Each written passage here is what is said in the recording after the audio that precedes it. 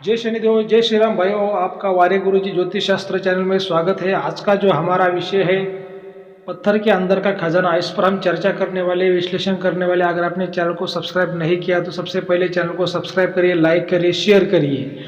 भाइयों, हमारे चैनल का जो संदेश है, मकसद है, जो समाज में अंधश्रद्धा है उसको कम करना, जो अफवाह है उसको कम करना, जो सच बात है, जो सत्य बात है आपके सामने रखने की कोशिश करना। और भाइयों, कानून के खिलाफ, धर्म के खिलाफ कोई भी काम आप मत करिए।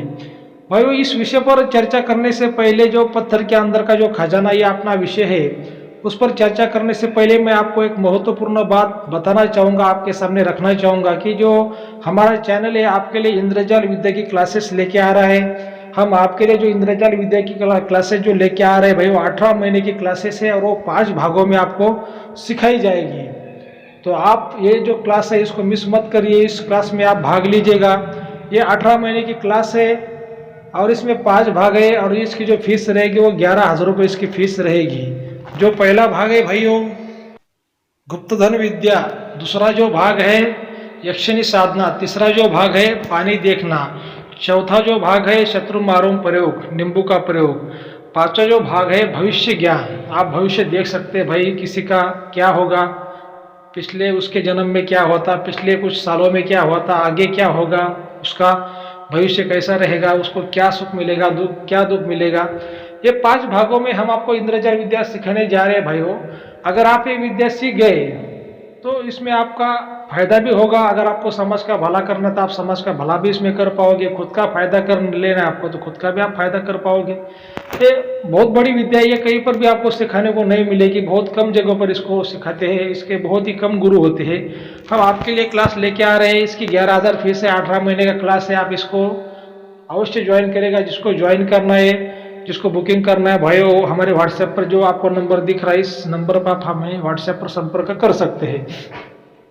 तो जो भाई आपका जो आज तक का विषय है कि पत्थर के अंदर का जो खजाना होता है भाई, पत्थर के अंदर का जो माया होती है वो कहाँ से आती है। पत्थर के अंदर, जमीन के अंदर तो आपने आज तक सुना होगा भाई जमीन के अंदर खजाना होता है, तो पत्थर के अंदर अभी खजाना ही कहाँ से आ गया।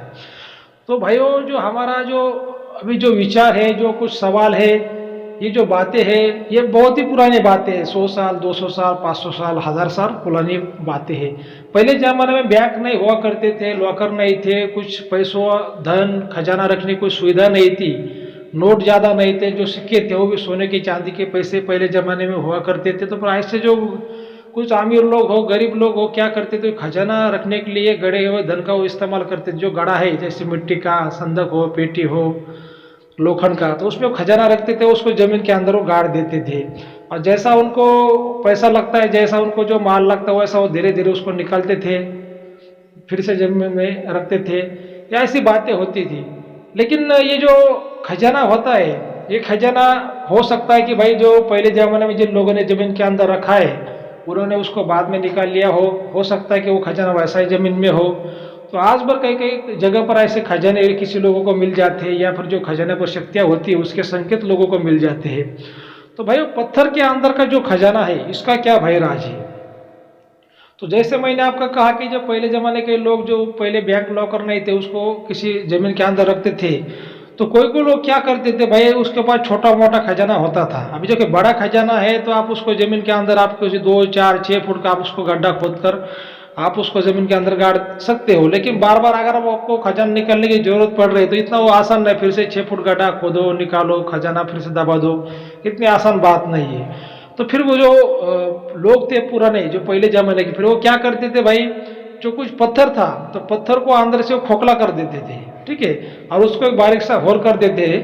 जैसा अपना जो कोई छोटा सा मटका रहता है, जो आज के ज़माने में जो लोग इस्तेमाल करते हैं 2 रुपये 4 रुपये जमा करने में, तो वैसा वो जो पत्थर को अंदर से होल कर देते, उसको खोखला कर देते थे। और उसमें फिर वो जो सोने की, चांदी के जो सिक्के होते थे पहले ज़माने के, तो उसके अंदर वो डाल देते थे। और जैसे उनको कुछ रोज के 1-2 सिक्के लगते थे तो फिर से उनको निकाल लेते थे।